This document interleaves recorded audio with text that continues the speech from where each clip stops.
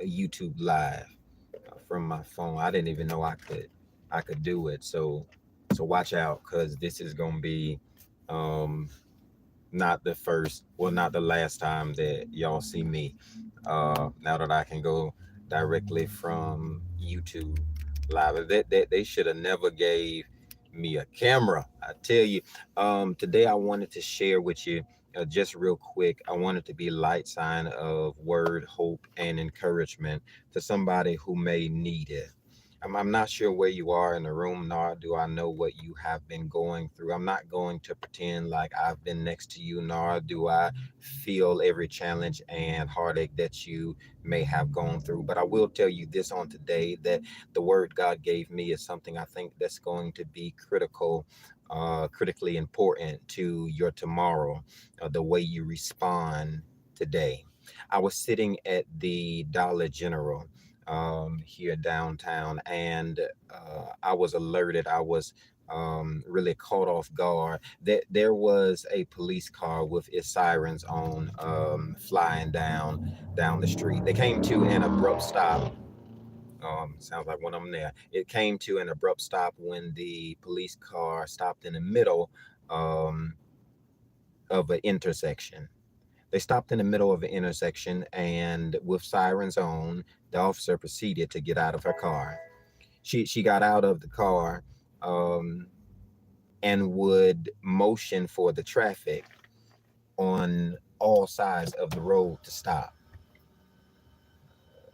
When she motioned for the traffic on every side of the intersection to stop, she then motioned for her partner, who was in a squad car behind her, um, to come forward.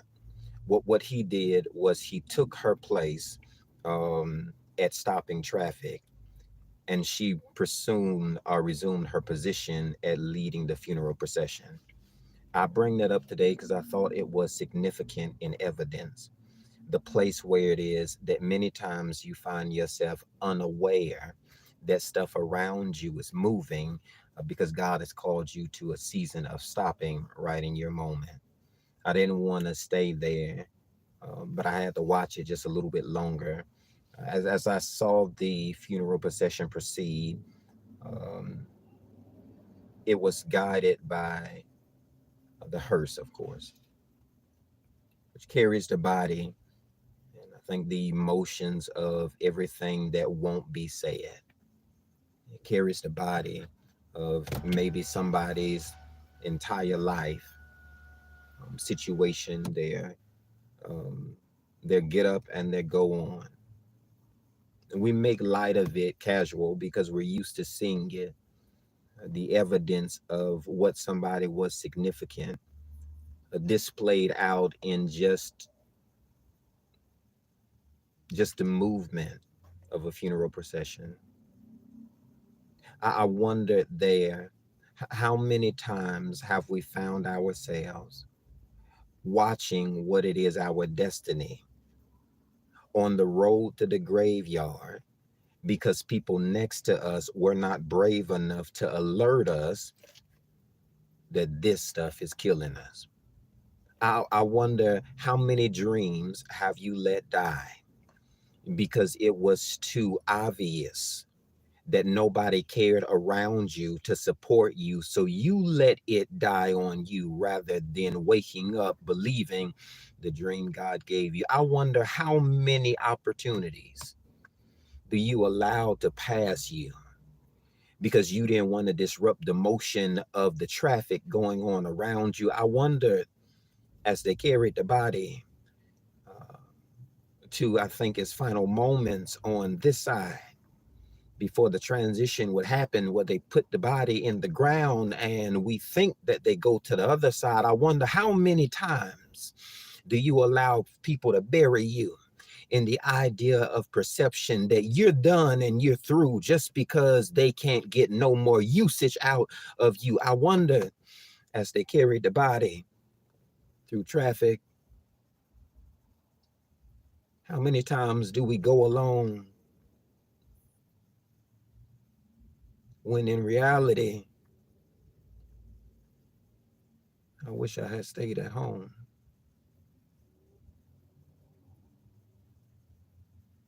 Soon enough, the noise had stopped and the procession was out of view. Gathered myself in that moment because it's emotional seeing something when you've experienced it yourself. I'm not talking about just watching somebody pass and you not being emotionally drawn to it. I'm talking about experience it for yourself.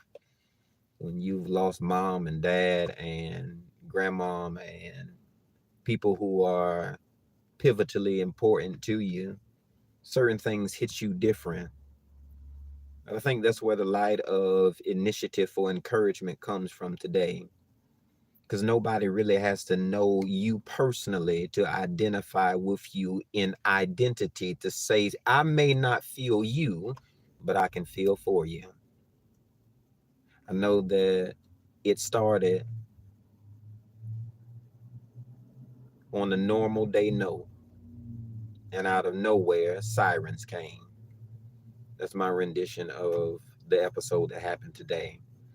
Many times you'll be traveling somewhere and it'll seem like it's just a normal mundane day, but you got to be alerted that when God gets ready to do something in your future, oftentimes he'll disrupt what is your quiet of comfortability right now. I'm talking to somebody who knows that there's greater on your destiny, and you're just waiting for the moment for God to disrupt your comfort in silence. You've been quiet way too long. I know this is good, and you've been floating along, and the job pays good, and the kids act good, and the spouse is all right. But I'm talking to somebody who knows that there's something on the inside of me that's calling greater for me than just staying stagnant right here waiting because it's too quiet. You have to understand today, anytime God gets ready to move you, oftentimes he don't touch the people, he just agitates the environment around you. Come on, Job, to the room when God came to 42:10, he saw an outcome that was better than where we was in Job chapter 1. So God didn't touch the people, but he allowed the enemy to start influencing the environment so that the people could leave, so Job could walk into the promise of his next. And it's new, but he had to release stuff of being quiet in his now. The first time that we see his wife said anything, all scripture long, all Bible long, all text long, the first thing out of her mouth is cuss God. And I wonder how many times God has to agitate the environment around you so you can get people away from you who are cursing on your future and cursing on your plans. They're cussing on your dreams and they're cussing on your assignment. They're cussing over the purpose that God placed in your life. And you don't think that they're bad because they're silent, but in secret, they're stopping you from getting to everything that's called of you or in your destiny. So God had to agitate the environment around you to get some people the hell away from you. He said, here's what I'm doing for you in this season. I'm not only pulling up with the sirens, disrupting what is silent comfort, but I'm stopping traffic.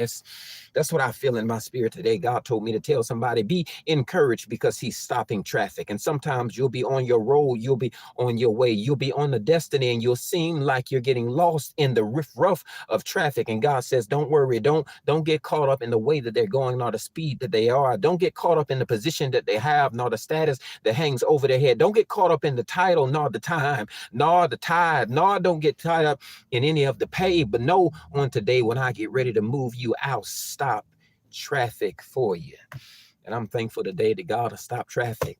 I'm thankful today that God don't leave me where people would lose hope on me and say I was done or I was through. But I know my God to be able to stop traffic. I don't hear nobody today. Maybe it's because I'm in a car by myself, but all by myself, you got to begin to encourage yourself that God will stop traffic. It don't matter if my head hurt, God will stop traffic. It don't matter if they paying me too little and playing me too much, God will stop the traffic. I'm talking to somebody who seemed like you've been playing in it and played around it, but God is about to stop the traffic. That's what I'm telling somebody. You've been traveling and making no headway. You've been walking and still getting nowhere. God is about to stop traffic for you, huh?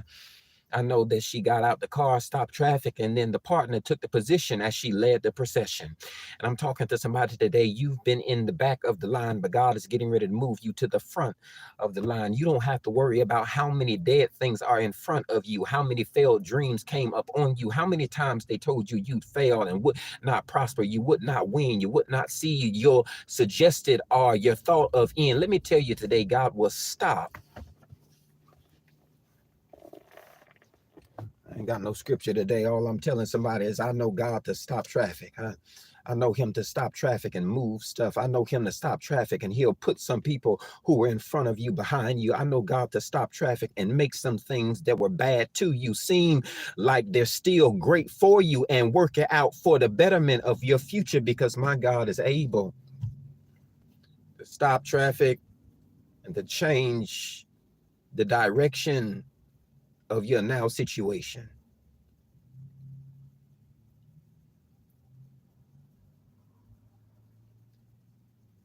And they proceeded with the body, and the family followed. And I'm talking to somebody today who has the initiative of the family so heavy on your shoulders. Can I tell you to stay focused? I tell you, don't give up and don't die. Don't throw in a towel and don't say you can't handle it.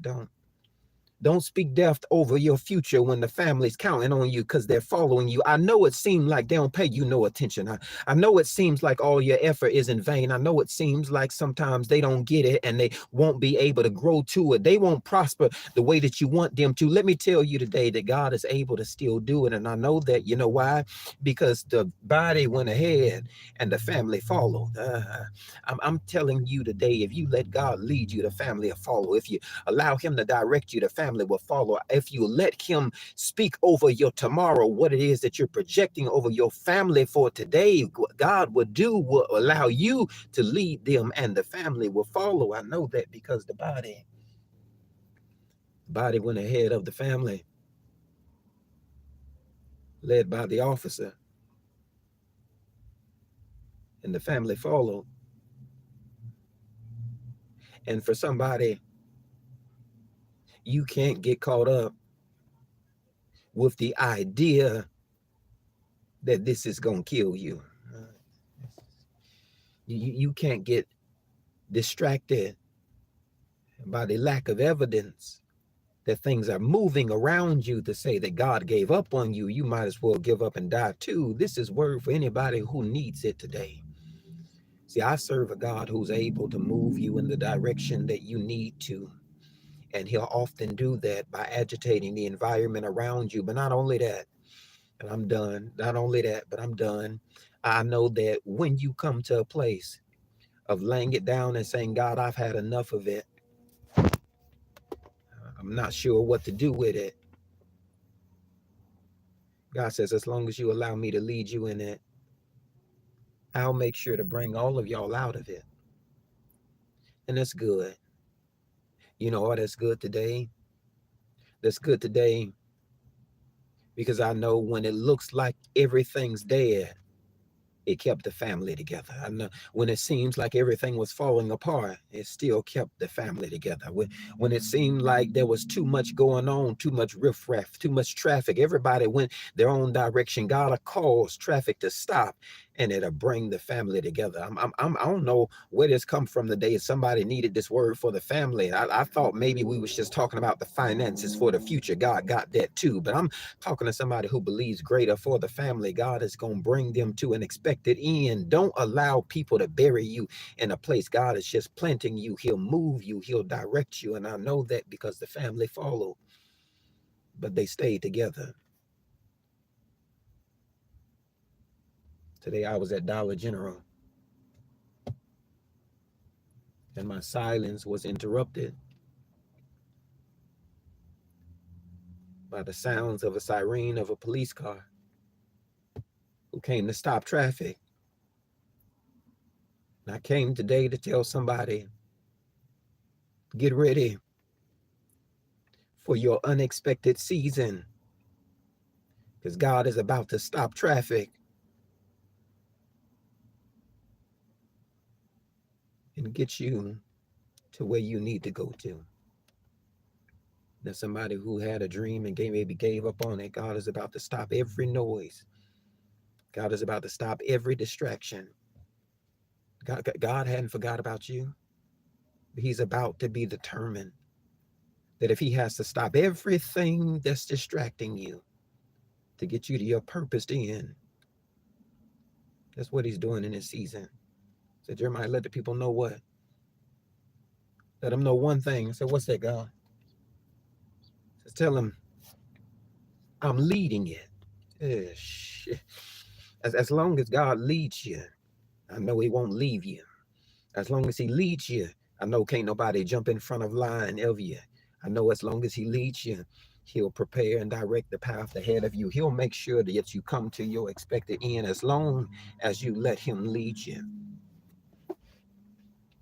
I know some things look like we was going to die here. As long as you let him lead you, I just believe God enough to resurrect any hope, to kill any habit. I believe God to be God enough to hold things together that are falling apart. I know God to give a word in any place. And the word for you today is he's going to make sure you get to your destined place. God's about to stop the traffic. Y'all be encouraged today.